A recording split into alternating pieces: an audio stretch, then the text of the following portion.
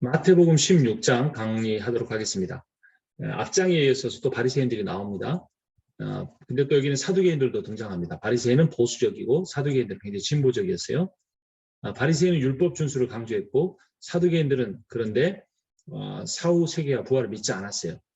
그런데 이렇게 서로 다른 교리를 가진 자들이 그 예수가 메시아라는 사실을 부정하기 위해서 연합을 했습니다. 왜냐하면 그들의 공통의 목적이 있었죠. 그들의 그거는 뭐냐면 교권 수호 또 기득권 유지를 위해서 종교계가 목소리가 안 나는데요. 종교계가 굉장히 그 세상에 못지않게 기득권 가진 싸움이 많습니다. 그러니까 예수교 장로교가 몇백 개가 된다 그래요. 그 안에 교단이 어마어마한 거죠. 대부분 신학적인 게 아닙니다. 신학적으로 나눠진 거는 성경에 대한 그 해석의 문제로 한신 기장 쪽과 그다음에 이제 나머지 그때는 합동과 통합이 하나였을 때 그렇게 나눠진 것밖에 없었죠. 합동과 통합은 굉장히 종교적이고 또 에큐메니컬 운동과 관련된 거기도 한데요. 그래도 교권에 문제가 있습니다. 그런데 이 교권을 가지고 서로 다투던 바리새인과 사두개인들이 하나가 됐어요. 왜 그렇습니까? 예수가 그에게 위협이 되니까 예수라는 공통의 적을 제거하고 나서 다시 교권 싸움을 하려고 이제 하나가 된 겁니다. 그래서 그들이 와서 예수님을 어떻게 합니까? 시험합니다. 예수를 시험하고 그러니까 이방 지역 사람들은 예수를 따르고 있었죠. 데가블리 지역에서도 질병의 사건이 있었고 가나안 여인의 딸이 병고침 받는 그런 역사가 있는데 유대 사람들 계속 예수님을 시험하고 있어요. 그러니까 이게 오늘날도 똑같을 수 있습니다. 교회에서는 이 기독교 교회 안에 참 복음에 대한 적들이 훨씬 더 많아요. 그냥 그 화석화된 교리를 가지고 학대 해석에서 자기들의 마음에 들지 않는 사람들을 정적들을 제거하고 또 그 개혁적인 어떤 마인드를 갖고 있는 사람들을 이단시하거나 온갖 그 죄를 뒤집어 씌우죠. 그런데 정치적으로 이해관계가 맞는 사람들한테 대해서는 전혀 문제 삼지 않은 겁니다.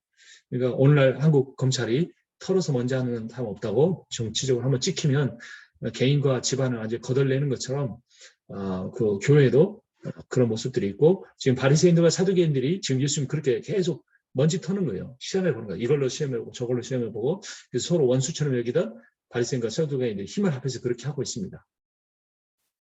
자, 당시의 종교 기득권자였던 바리새인과 사두개인들이 이렇게 했다면 오늘날 교회와 그리스도인은 예수와 그분의 가르침을 배척하고 있습니까? 따르고 있습니까? 하나님이 시험하지 말라라고 하는 거죠. 1절에 이들이 시험을 했는데 하나님 시험하지 말라고 말씀하셨죠. 자, 그런데 하나님을 불신하는 마음으로 시험해서는 안 돼요. 신명기 6장 16절에 나온 것처럼. 그러나 하나님의 사명과 능력을 확증하기 위해서는 시험해 볼 수가 있습니다.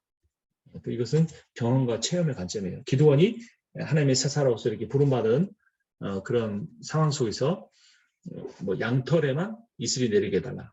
양털 밖에만 이슬이 내게 해달라. 양털은 마르고 뭐 이런 식으로 하나님의 그것들을 시험해 봤어요. 근데 그것은 어떤 그 하나님의 어떤 그 대적하기 위해서가 아니라 자신에게 주어진 그 사명을 확신하고 나아가려고 그렇게 했던 거죠. 부정적 의미의 시험은 하나님은 신뢰하지 않은 가운데 있는 겁니다. 히브리서 2장 3장 9절 거기서 이 열조가 나를 시험하여 증언하고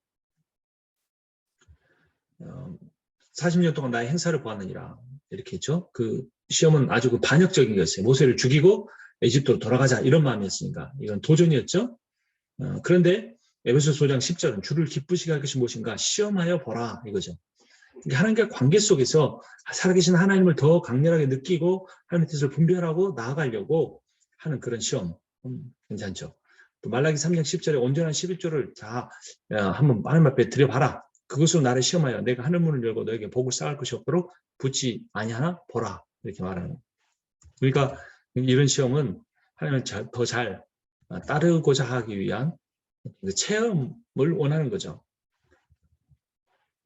자, 그런데 이 바리새인과 사기관들은 그런 아주 경건한 목적이 아니었습니다. 예수님을 넘어뜨리려고 와서 하늘로부터 오는 표적을 보여달라고 한 거죠. 예수가 보이는 표적은 그분이 메시아이심을 드러내는 것인데 그들이 원하는 표적은 뭐냐? 예수를 거짓 선지자로 모함하기 위해서 예수를 제거하기 위해서 하는 거예요. 그러니까 완전히 그 표적이 드러내야 할 예수를 그 표적으로 무너뜨리려고 하는 악한 모습입니다. 그 모든 그 배경은 뭐 때문이죠? 이 사람들이 예수가 하나님의 그 아들이라는 것을 믿지 못하는 거예요. 메시아라는 걸 믿지 못하는 거예요. 또 믿는가 믿지 못하는 거에 진정한 관심도 없이 자들의 종교적인 그 기득권이 어떻게 될 것인가에만 관심이 있었던 거예요. 그러니까 그 분별력이 없는 거예요. 분별력. 자기 앞에 하나님이 계시는 걸 모르는 거예요. 자기의 삶에 하나님이 동행하시는 걸 모르는 거예요. 자기가 회의하고 자기가 결정하고 자기가 설교하는 그 자리에 준비하는 모든 자리에 하나님이 계신다는 사실을 모르는 거예요. 그 분별력이 없는 거예요. 영적 분별력이 없어요. 그래서 그 분별력이 없는 사람들에게 예수님께서 이렇게 한탄하듯이 말씀합니다. 너희가 저녁에 하늘이 붉으면 내일 날이 좋겠다. 알지 않느냐. 아침에 하늘이 붉고 근데 흐리면 오늘은 낮이 굳겠다. 이렇게 말하는 거예요. 날씨는 분별할 줄 아는데 시대의 표적은 분별할 수 없어요. 영적인 분별력, 영적 분별력이 상실된 시대의 대표 주자들이 바로 바리새인들과 사기관들이에요. 그 사두개인들. 그러면서 이제 그렇게 예수님인 줄 모르니까 또는 알면서도 불구하고 예수님 시험에 넘어뜨리려고 하는 거예요. 그래서 악하고 음란한 세대가 표적을 구한다. 예수님 말씀하신 거죠. 악하고 음란한 세대. 이 악과 음란이 그 동일한 의미를 갖고 있는 반복어입니다. 이게 뭐냐면 불신이에요. 불신이라는 악, 불신이라는 음란.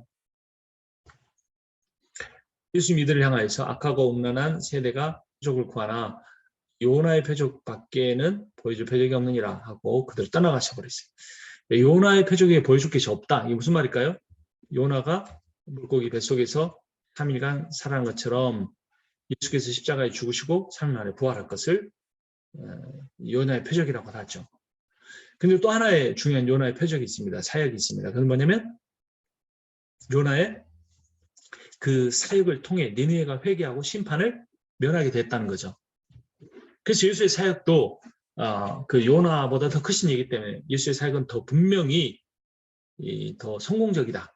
요나는 한 나라를 살렸지만 예수님은 한 나라가 아니라 우주적 하나님 나라가 세워지게 한 겁니다. 그래서 예수는 요나보다 더 크신 분이다 라고 말하는 겁니다. 자, 그런 어떤 이 바리새인들과 서기관들이라는 악한 표적 요구에 예수님이 요나의 표적을 말씀하시고 그렇게 예수님을 시험에서 넘어뜨리려고 하는 그 사람들을 그 향해서 누룩이다 이렇게 말합니다. 그래서 6절에 바리새인과 사두개인들이 누룩을 주의하라 그랬어요. 그랬더니 이 제자들이 어떻게 합니까? 그 떡에 관한 것인 줄 알죠. 누룩이 보통 이렇게 이스트 같은 거죠. 효모. 그래서 빵을 만들 때 약간 효모를 넣으면 이게 잘 이렇게 발효가 돼서 빵이 더 부드럽고 맛있고 뭐 이렇게 되는 거죠. 그래서 예수님께서 그런 누룩의 비유, 빵을 변화시켜 버리는. 그래서 여기서 누룩은 그들의 죄죠. 그들의 죄를 담지 말아라. 하나님을 시험하려고 하는 자들, 자신의 종교적 기득권만 지키려고 하는 자들, 이런 사람들의 죄악을 따르지 말아라. 교훈을 삼가해라. 이렇게 말한 겁니다.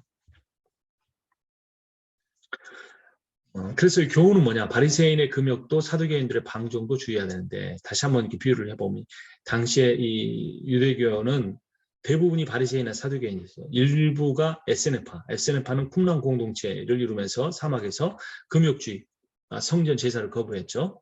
금욕주의를 실행하고 이 사람들은 좀 제3지역에 있어요. 물론 헤롯 땅, 신당원도 있었지만 그들도 그렇게 인정받지 못했어요. 대부분 유대교인들은 바리새인에 속하거나 사두개인을 추종하거나 이 중에 하나죠. 바리새라는 말은 페리시스, 분리주의에 분리하다. 그 부정한 것들과 자신을 분리하고 서민과 자신들을 분리하고 정치적인 것들로부터 자신을 분리하는 아주 정교적인 것. 이들은 상업 중심의 중산층이었어요. 소박했어요. 검소했어요. 모세의 오경도 중요시 여겼지만 선지서도 그 신앙의 유대교 전승도 그들이 받아들였어요. 이들은 제사장부터 중산층에 폭넓게 주로 중산층이었습니다. 예루살렘 3만 인구 중에 6천 명이 이 바리새인이었다 그래요. 그러니까 한 5분의 1이니까 20%가 바리새인. 대단한 거죠. 이들은 그 천사나 영혼이나 부활을 모두 다 인정했어요. 그리고 해당 중심의 삶을 살았는데 샴마야파, 힐레나파 우리가 잘 들어봤죠? 이런 데 속했습니다. 반면에 서두개인들은 좀 더 상류층이었어요. 상류 귀족층. 헬라 세력, 로마 세력이 협조적이었어요. 사내드린이라고 하는 종교, 정치, 국회 의원이었습니다. 이들은 현실적이고 정치적이었어요. 대단한 거죠. 바리새인이 진보적이었던 것과 달리 사두개인들은 보수적이었어요. 모세오경만 받아들였습니다. 이런 성경 중심이었고 제사장 사독을 계승하는 자들이었습니다. 이런 서로 너무나 극명하게 다른 이 바리새인과 사두개인들이 힘을 합쳐서 뭐합니까? 예수님을 넘어뜨리려고 시험하려고 다가온 겁니다. 그런데 예수님이 가르쳐 주신 거죠. 중요한 것은 뭐가 아니다? 표적이 아니다. 예수의 능력과 표적이다. 를 통해 드러난 하나님의 사랑이 중요하다. 이제 예수님께서 그들을 가르쳐주고 싶으신 겁니다. 요한일서 4장 1절 10절 보면 사랑하지 아니한 자는 하나님을 알지 못하나니 이는 하나님의 사랑이심이라. 사랑이 우리가 이렇게 나타난 바 되었으니라고. 능력보다 사랑이다 이 말이에요. 능력보다 표적보다 그 구원이다 이겁니다. 하나님이 자기 독생자를 세상에 보내시면 그런 말미암아 우리를 살리려 하심이라. 로마서 8장 39절 높음이나 깊음이나 다른 어떤 피조물이라도 우리를 우리 주 예수 그리스도 안에 있는 하나님의 사랑에서 끊을 수 없으리라 라고 합니다. 바리새인과 사두개인들의 문제는 일상의 삶과 인격이 종교적 삶과 괴리되었다는 거예요. 이중적 종교성이 문제인 거죠. 그래서 하나님은 종교적 행위를 할 때만 우리 함께 계신 분이 아니에요. 일상의 모든 삶에 동행하고 계시는 거예요. 이걸 알아야죠. 주님은 일상에서 나를 따르라고 하셨지. 그래서 경배가 뭐냐? 굉장히 좀 이렇게 위험한 말이에요. 근데 경배가 뭐냐? 주님을 따르는 대신 하는 게 경배다. 이렇게 말하고 있어요. 종교적 행위라는 게 예배를 강조하고 예배에 목숨을 걸어라. 이게 나쁜 건 아니겠지만 그게 본질은 아니라는 겁니다. 그러니까 예수님 궁극적으로 말씀은 나를 따르라 그랬지 나를 경배하라고 하지 않았어요. 예수님이 그 소금과 빛이 되라 그랬지 뭐죠 이렇게 막 롬까지 받아가지고 무리해서 건물 지어놓고 그 안에서 막 기타 치고 드럼 치고 할렐루야 할렐루야 막 이렇게 막 그 예수 중심의 그런 것들을 이루라고 하신 게 아니라 예수님은 나를 따르라고 말씀하신 거예요. 내 삶에서 십자가의 길을 가라라고 말씀하신 거예요. 그런데 바리새인과 사두개인들은 뭐예요? 온갖 율법을 파가지고 그들의 문화와 뭐 정치적인 상황과 다 연결을 시켜서 종교화해서 종교 프로그램을 만들어 놓고 그것을 안 지키면 손을 안 씻으면 안 된다. 너희들 다 죽는다. 구원 못 받는다. 이렇게 말한 거예요. 가장 경건하게 보이고 가장 종교적으로 보이는 사람이 가장 예수로부터 멀어진 사람인 것이 문제다. 이 말은 다 동의하기는 어려울 수도 있으시겠지만 그 다음에 제자들에 관한 이야기가 나옵니다. 앞에서 질병이어라 이런 이야기들하고 좀 중복이 되는데요. 떡에 대해서 걱정했어요. 믿음이 없는 거죠. 그래서 뭐 바리새인의 누룩을 조심하라고 그러니까 우리가 떡을 가져오지 않은 거 예수님이 그것 때문에 화나셨나 봐. 어떻게 뭐 이러고 있는 거예요. 예수님이 말씀합니다. 믿음이 적은 자들 어찌 떡이 없음으로 논의하느냐. 그래서 말하는 믿음이 없다는 말은 믿음이 적다는 말은 무슨 의미예요? 예수님의 뜻을 헤아리지를 못하는 거예요. 역시 영적 분별력이 없어요. 이 시대의 가장 큰 문제도 바로 영적 분별력의 문제예요. 영적 분별 어떤 게 하나님의 일인지 자기가 하나님의 일을 하고 있는지 안 하고 있는지 분별을 못해요. 그저 그 외형에 보이는 거, 눈에 보이는 것조차 사는 믿음 없는 삶인 거예요. 자, 영적인 관심보다 물질에 대한 관심이 더 큰 게 문제입니다. 누룩은 떡이 아니라 주변에 잘못된 영향력 혹은 타락하고 희석된 메시지를 의미합니다. 그래서 이런 그 누룩에 대해서 오해하고 있는 그 제자들, 그 제자들의 문제가 바로 믿음이 적기 때문이고 믿음이 무엇인지 모르고 믿음의 대상이신 예수가 누구인지도 잘 모르는 그런 상황이고 오늘날에도 우리도 그렇게 될 수 있다. 예수님이 누구인지도 모르고 알더라도 그대로 삶에서 교제하지 못하고 그냥 현실적인 목회 현장에 쫓겨다니고 쫓아다니고 하는 것밖에 못하지 않은가 잘 생각을 해봐야 돼요. 지금 방금 전에 뭘 경험했어요? 오병이어를 경험했어요. 그런데 뭐 떡이 없다고 예수님께서 불평하셨겠어요? 예수님이 누군지 모르는 거예요. 그죠? 헬리아냐, 에레미야냐, 혹은 선지자 중 하나냐 이런 식이에요. 근데 그때 예수님이 이제 답답해서 너희는 세상 사람들이 저렇게 나를 모른다. 너희는 내가 누군 줄 아느냐 이랬어요. 그때 뭐라고 합니까? 주는 그리스도시요 살아계신 하나님의 아들이시니라. 놀라운 고백이에요. 그리스도란 말은 메시아, 주라는 말은 아도나이. 이거 역시 하나님을 가리키는 데 사용된 단어입니다. 또는 황제, King of Kings, 살아계신 하나님의 아들이다. 하나님의 아들은 하나님이신 거죠. 자기 아버지가 하나님이면 아들도 하나님이잖아요. 사무엘하 7장 12절 너의 수완이 너의 생명이 다쳐서 내 조상들과 함께 누울 때에 내가 내 몸에서 내 씨를 내 뒤에서 그 나를 경고하게 되라. 이 씨 또 나오죠. 시편 2편 6절 내가 나의 왕을 내 거룩한 산 시온에 세웠다 하시리로다 말이죠. 마가복음 1장이 하나님의 아들 예수 그리스도의 복음의 시작이라. 그래서 이제 그 사무엘하 7장의 나단의 신탁 다윗 언약이 성취된 그 출처는 시편이고 그것이 실현된 장소는 복음서 예수 그리스도다라는 겁니다. 예수께서 이때 비로소 선포하여 이르시되 회개하라 천국이 가까이 왔느니라. 천국은 우리가 가는 것이 아니라 천국이 우리에게 오는 거예요. 천국은 the ruling of the Lord 주님의 다스리심이에요. 그 천국의 통치를 우리가 받고 사는지 잘 살펴봐야 돼요. 하나님께서 여기 이제 그 예수께서 대답하여 이르시되 뭐라고 합니까? 바요나 시몬아 내가 복이 있도다.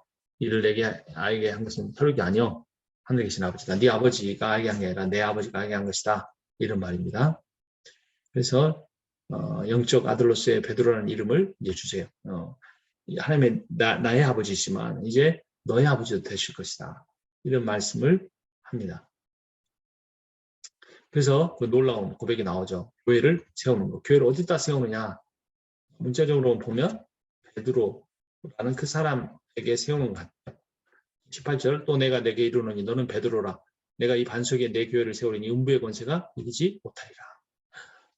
놀라운 거죠. 음부의 권세, 사망의 권세. 창세기 3장 15절에 그 뱀의 후손의 머리를 밟는 게 바로 음부의 권세이죠. 고린도전서 15장에 사망아 내가 쏘는 것이 어디 있느냐? 예수께서 부활하셨다. 사망을 이기셨다. 이런 의미죠. 그래서 이제 이 반석 위에 내가 교회를 세운다 그랬는데 반석이라는 뜻이 뭔가 이게 굉장히 중요한 이슈죠. 왜냐하면 오늘날 카톨릭과 개신교를 가늠하는 어떤 시금석이 되기 때문이 돼요. 베드로는 페트로스입니다. 돌멩이라는 뜻인데요. 남성 단수 고유명사예요. 자, 그런데 베드로라는 이름을 줬지만 이 반석 위에 세운다고 할 때 이 반석은 페트로스가 아니라 페트라예요. 여성 복수 일반 명사. 여기에 교회를 세우겠다 이렇게 말씀하신 거예요. 이게 아람어로는 게바라고도 합니다. 18절 보면 또 내가 내게 이르노니 너는 베드로라. 내가 이 반석 위에 내 교회를 세우리니 음부의 권세가 이기지 못한다. 여기서 반석이 바로 페트라예요. 페트라. 그러니까 베드로 개인 단수가 아니라 페트라라고 하는 복수를 의미하고 예수님께서도 베드로 한 사람을 물어본 게 아니라 제자들에게 물어봤어요. 베드로가 그 말을 할 수 있었던 것은 베드로가 그 제자들의 뜻을 중지를 모았기 때문이죠. 그랬던 베드로인데 그 베드로가 어떻게 합니까? 예수님이 십자가에 죽고 못 박혀 죽으시고 사흘 만에 부활할 것이다 이렇게 말씀하니까 믿지 못해. 죽으면 끝이지 이럽니다. 그래서 예수님 안 돼요. 못 가세요. 그러니까 예수님이 아주 직격탄을 날려버립니다. 사탄아 내 뒤로 물러가라. 네가 나를 넘어지게 하는 자로다. 네가 하나님의 일을 생각하지 않냐고 도리어 사람의 일을 생각하는 거다. 그렇죠. 베드로가 지금 사람 생각만 한 겁니다. 자기 자존심만 고려한 겁니다. 그런 상황에서 우리가 현대 기독교와 개신교와 카톨릭을 비교해 보면 교회의 기초는 누가 아니다? 베드로나 교황이 절대 아니다. 오직 예수 그리스도시다. 라는 거예요. 교부들 어거스틴 등 여러 그 고대 교부들, 중세 교부들이 그런 말을 했습니다. 그 교회의 기초가 예수 그리스도다라는 거죠. 에베소서 2장 20절 너희는 사도들과 선지자들을 터 위에 세우심을 입은 자라. 그리스도 예수께서 친히 모퉁이 돌이 되셨느니라. 그 안에서 건물마다 서로 연결하여 주 안에서 성전이 되어가고라고 합니다. 그러니까 여기 보면 이 에베소서 2장 20절에 21절에 예수 그리스도가 그 뭐가 되는 겁니까? 돌이 되는 거죠. 돌. 반석. 베드로 개인이 아니라는 거예요. 연결되는 돌들, 또 그 연결되는 돌들의 중심에 모퉁이돌이신 예수 그리스도가 계셨다라는 겁니다. 그래서 그분 안에서 건물마다 이제 뭐 부분마다 창문과 모든 게 다 연결이 돼서 주님 안에 성전이 되어가는 것이죠. 그러니까 이 베드로 개인이 아니라는 계속 우리가 잘 생각하고 기억해야 합니다. 12 제자들에게 예수께서 물으셨고 베드로가 제자들을 대표해서 대답한 것뿐입니다. 베드로의 사도로서의 대표성은 계승되지 않습니다. 그는 초대교회 탄생을 위한 구속사적 대표였기 때문입니다.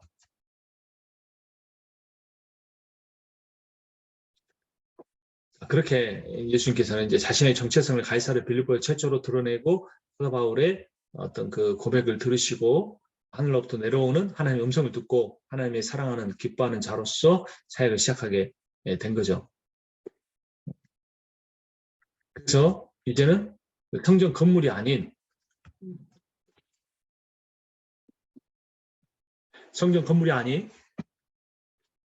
그 사람을 예수 그리스도를 먼저는 예수 그리스도를 성전으로 우리가 받아들여야 하고 예수 그리스도를 중심으로 신앙 고백하는 사람들의 공동체가 성전이 되어가는 그런 것을 바라보는데 고린도전서 3장 16절이 너희가 하나님의 성전인 것을 알지 못하느냐? 왜냐하면 너희 안에 성령이 계시기 때문이다라는 성전은 음부의 권세가 이길 수 없는 거죠. 이 반석이 내 교회를 세우리니 음부의 권세가 이기지 못한다. 그리고 또 천국 열쇠를 준다. 네가 땅에서 매거나 풀면 하늘에서 매거나 풀릴 것이다. 이런 말씀들 다 베드로라는 개인이 아니라 예수 그리스도를 1차 성전으로 2차는 성령이 내주하시는 교회 공동체를 성전으로 보아하는 거죠. 그래서 기본적으로 베드로나 교황의 권위에 대한 말이 아니고 교회에 대한 말이다. 이걸 우리가 알아야 합니다. 자, 이런 상황에서 그러니까 이제 베드로가 처음에는 고백을 잘했어요. 주는 그리스도시요 살아계신 하나님의 아들이다. 이렇게 말을 했고 내가 그 베드로라 네 이름을 주겠다. 반석 위에 내 교회를 세우겠다. 이렇게 말씀하셨어요. 예수님 자신 위에 교회를 세우겠다. 이렇게 말씀을 하시고 나서 내가 사흘 만에 죽고 사흘 만에 다시 부활한다고 하니까 베드로가 그래서 가로막았고 그렇게 가로막은 순한 예고. 이게 문제인 거죠. 예루살렘 왜 올라가는가? 많은 고난을 받고 죽임을 당하여 사흘 만에 살아날 것이다. 라고 말씀하신 거예요. 얼마나 제자들이 답답하겠어요. 예수님도 그 길을 가실 때는 겟세마네 동산에서 밤을 다 새도록 땀방울이 핏방울이 되도록 기도를 해야만 받아들일 수 있었던 그 길을 제자들이 어떻게 쉽게 받아들일 수가 있겠느냐라는 거죠. 여러분 받아들일 수 있겠습니까? 십자가의 길, 죽음의 길, 사흘 만에 다시 살아나는 길을 받아들일 수 있겠습니까? 그래서 베드로가 22절에 보면 예수를 붙들고 항변합니다. 주여 그리 마옵소서 이 일이 결코 주께 미치지 아니하리라. 상변하다 이 말은 리부크 항의하다 꾸짖다 이거 그지. 스승이 제자를 꾸짖고 그 경찰이 범인을 꾸짖듯이 그 베드로가 예수를 꾸짖고 있어요. 그런 소리를 하느냐, 말도 안 되는 소리를 하느냐. 이게 지금 그 어떤 말이냐면 이 일이 결코 주께 미치지 아니하리다 이런 말이에요. This never shall be to you. 그리고 이건 어떤 선언적 예언이에요. 예언. 선언적 예언적 표현이에요. 교만이에요. 지금 베드로 확 올라온 거죠. 그래서 예수님을 그 하나님이 뜻을 따라 순종하려고 하는 하나님의 뜻을 따라 순종하는 예수 그리스도의 길을 막고 있는 사탄의 역할을 하고 있는 겁니다. 사탄이 행한 일. 그래서 23절에 예수께서 돌이켜 베드로에게 이르시되 사탄아 내 뒤로 물러가라 너는 나를 넘어지게 하는 자로다. 내가 하나님의 일을 생각하지 아니하고 도리어 사람의 일을 생각하는도다. 하나님의 일은 뭡니까? 십자가에 못 박혀 죽으시고 부활하는 거. 사람의 일은 이 정치적이고 민족적이고 그 국가적인 그 다윗의 영광을 회복시키는 분으로서의 그 예수 그리스도만 생각하는 사람의 일만 생각하는 거예요. 사실 그런데 예수님이 이렇게까지 말해야 됩니까? 사탄아 내 뒤로 물러가라? 베드로의 말은 설득력이 있었어요. 길을 찾아야지 왜 죽으려고 합니까? 다 당했어요. 12명의 제자들과 이스라엘과 유대교 회복은 어떻게 하고 주님 이 그 사명을 어떻게 하고 지금 죽으신다는 말씀입니까? 그것도 십자가에 가장 비참하게 고통스럽게 수치스럽게 무능하게. 그럼 이제는 진짜 메시아가 와도 아무도 믿지 않을 겁니다. 예수님 정말 우리 민족을 불쌍히 여기고 우리 유대교를 활성시켜 주십시오. 주님밖에 없습니다. 이런 거죠. 자, 사탄이 시험하는 자잖아요. 광야에서 예수를 시험하는 일을 실패했지만 결코 포기하지 않았습니다. 사탄은 때로는 하나님의 말씀으로 나타나요. 예수님 시험할 때도 말씀으로 이렇게 했잖아요. 성령께에 뛰어내리면 천사들이 받아준다. 시편 말씀 인용했어요. 또는 가치관으로 우리에게 접근합니다. 사상으로, 때로는 명분으로 우리를 유혹합니다. 자, 이런 시험에 우리가 지지 않으려면, 넘어가지 않으려면 어떻게 해야 됩니까? 이 베드로처럼 금방 어떤 위대한 신앙인으로 칭찬을 받다가 사탄으로 이렇게 돼버리는 이런 사람에게 기대하면 안 됩니다. 자기 자신에게도. 우리는 껍데기예요. 껍데기 안에 그 성령의 역사가 있어야만 그 생명력이 나타나는 거예요. 그 껍데기 가지고는 아무것도 할 수가 없어요. 자, 지금 이제 베드로의 문제는 뭡니까? 자기가 누군지도 모르고 하나님이 누군지도 모르는 거예요. 하나님이 누군지는 알지만 자기를 누군지 모르는 사람이 있고, 자기가 누군지는 알지만 하나님이 누군지를 모르는 사람이 있어요. 이건 연결되어 있거든요. 내가 누구인지 알려면 하나님을 알아야 돼요. 하나님이 어떤 분인지 알려면 내가 누군지 알아야 돼요. 왜요? 왜 하나님을 알기 위해서 나를 알아야 돼요? 내가 죄인이다 라는 사실을 알아야죠. 인정해야죠. 그럴 때 이런 죄인을 구원하시는 하나님은 어떤 분이에요? 은혜가 풍성하신 하나님. 내가 누구냐라는 그 정체성의 확인을 통해 하나님이 누구신가라는 그 정체성을 확인해낼 수 있다라는 겁니다.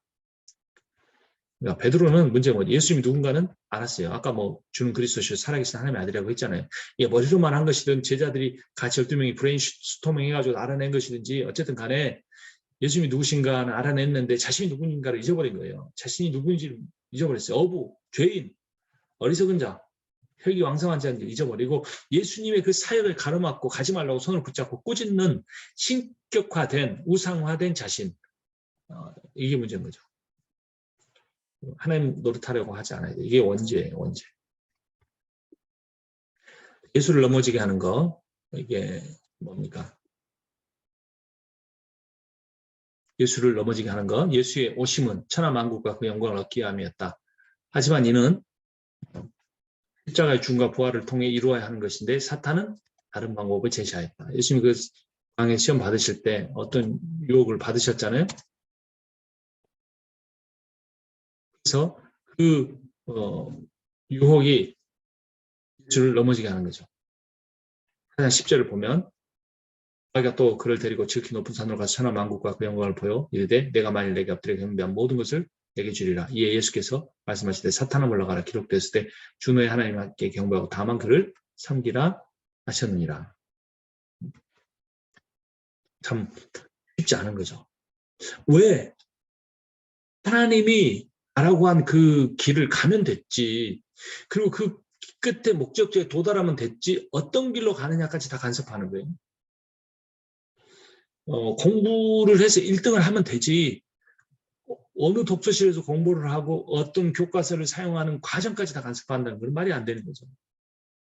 그런데 하나님 나라에서는, 하나님의 방법에서는 결과도 중요하지만 그 결과 이전에 과정이 훨씬 더 중요하다라는 거예요. 그래서 사탄에게 엎드려 경배해서 얻어내는 결과, 그 결과는 천하만국의 왕이 되는 거니까. 예수님 왕 되게 오셨으니까. 하지만 사탄에게 엎드려 경배하는 것은 옳지 않다라는 거예요. 그래서 어떻게 해요? 사탄에게 엎드려 경배하지 않는 반대 방법은 뭡니까? 어떤 그 번영신학이 아니라면 뭡니까? 바로 고난신학, 십자가의 길을 가는 거예요. 십자가의 길을 감으로써 우리는 천하만국이 우리에게 주어진 것을 경험하게 될 거예요. 예수 그리스도께서, 동일한 길을 가셨던 예수 그리스도께서 우리를 그렇게 해주실 거라는 겁니다. 하나님 나라에서 중요한 것은 결과만 아니라 과정이다.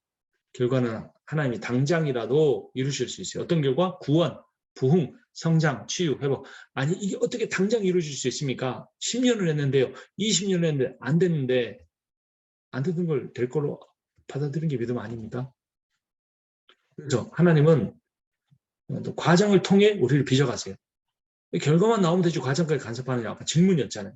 과정을 통해 우리를 빚어가시는데 의의가 있는 거예요. 그러니까 하나님은 우리에게 주신 모든 것들을 다 이루실 능력을 갖고 있지만 자기의 임의대로 하지만 한 가지 의대로 하지 않는 게 있는데 우리를 하나님 닮은 사람으로 만들어가는 데 있어서는 임의로 하지 않으세요. 기다리세요. 그리고 하나님 방법대로 될 때까지. 그래야만 변화가 되니까. 그래야만 변화가 되죠. 베드로의 문제는 뭐였습니까? 하나님의 일이 아니고 예수의 일이 아니고 사람의 일, 자신의 일을 생각한 거예요. 베드로의 첫 번째 말은 주는 그리스도시 살아계신 하나님의 아들이에요. 두 번째는 이 일이 결코 죽게 미치지 아니할 것이라. 꾸짖은 거. 죽음과 부활의 일 미치지 않을 거다. 이 주는 그리스도시 살아계신 하나님의 아들이라고 하는 말은 예수께서 말씀하신 것처럼 나의 아버지, 예수의 아버지가 알게 해줬다 이거잖아요. 그런데 이번에는 사탄을 물러가라. 예수님 말씀 23절에 근거해서 볼 때 사탄이 그게 심어준 거예요. 그러니까 방금 전에 하나님의 역사에서 하나님의 지혜를 가지고 그 말을 뱉어내고 또 이번에는 곧바로 사탄의 역사에서 사탄의 지혜를 가지고 사탄의 말을 하는 거. 이게 인간이에요. 인간은 그릇에 불과해요.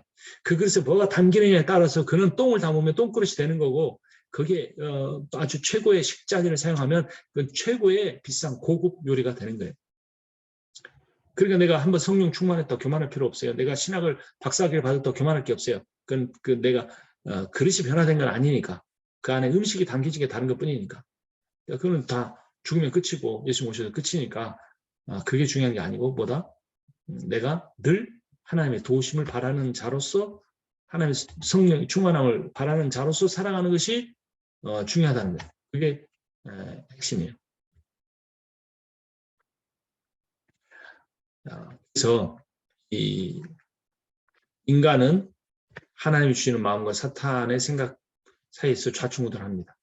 매 순간 기도하는 마음으로 살고 기도하는 마음으로 말하지 않으면 성령 충만하다가도 갑자기 사탄의 종이 되기에 겸손하고 또 겸손해야 하는 거죠.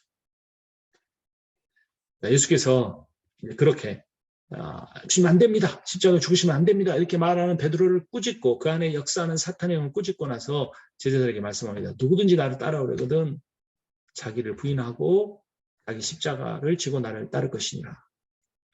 찬송가 가사가 하나 생각나 제가 적었네요. 십자가를 질 수 있나 주가 물어보실 때 죽기까지 따르오리. 저들 대답하였다. 우리의 심령 주의 것이니 주님의 형상 만드소서. 주인도 따라 살아갈 동안 사랑과 충성 늘 바치오리다. 주님 제가 따르겠습니다. 주님 제가 십자가를 지겠습니다. 하고 제자들이 따라야 되는데 지금 제자들은 그럴 상황이 아니에요. 왜 그랬을까요?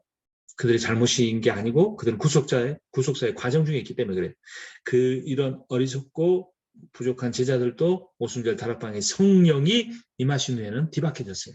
성령의 역사. 성령의 역사를 통해 우리가 뭘 이루어야 됩니까? 자기를 부인하는 거예요. 탐욕과 정욕을 버리라는 겁니다. 탐욕과 정욕. 요한일서 2장 16절 이는 세상에 온 모든 것이 육신의 정욕과 안목의 정욕과 이상의 자랑임이 다 아버지께로부터 온 것이 아니요 세상으로부터 온 것이라. 자, 자기 십자가를 진다는 건 뭐예요? 겸손과 복종을 의미합니다.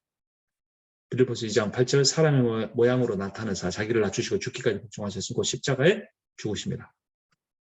자, 예수 잘 믿는다는 것은 승리하는 것, 성공하는 거 아니에요. 성공이냐 실패냐 둘 중에 하나를 선택하는 의미도 아니에요. 성공했든 실패했든 실패한 자들을 돌보라는 거예요. 하나님 인간이 되신 이게 바로 성육신의 원리예요. 낮은 자와 경쟁하지 말고 그리고 함께 사는 것, 상생이 하나님 나라라는 거예요. 그러면서 그렇게 사는 사람만 목숨을 얻을 수 있다고 말합니다. 주님의 말씀입니다. 누구든지 제 목숨을 구원하고자 하면 잃을 것이요 누구든지 나를 위하여 제 목숨을 잃으면 찾으리라. 사람이 만약 온 천하를 얻고도 제 목숨을 잃으면 무엇이 유익하리요? 사람이 무엇을 주고 제 목숨과 바꾸겠느냐? 라는 거죠. 자, 이거 아주 아이러니죠. 모순이죠. 목숨을 얻고자 하면 잃는다. 잃고자 하면 얻는다. 뭐 생직사 사식생인가요? 예수님도 광야에 시험 받을 때 사탄이 절하면 자기한테 절하면 천하 주겠다고 했잖아요. 자, 그러니까 자기 힘으로 천하를 얻으려고 하는 사람, 주님의 권세를 통해 천하를 얻으려고 하는 사람은 사탄에게 넘어가는 거예요. 공식이에요. 하나님 나라는 얻는 것도 아니고 취하는 것도 아니에요. 내려놓고 나누는 것이 하나님 나라의 원리예요. 그래서 얻으려고 하는 사람이 잃고 잃으려고 하는 사람은 얻을 것이다. 그러니까 여기 보면 잃고자 하면 얻는다가 아니라 이거 잃고자 하면 의도뿐이잖아요. 의도. 여기서 뭐라고 돼 있어요? 잃고자 하면 잃으면이에요. 잃으면. 실제예요. 실제.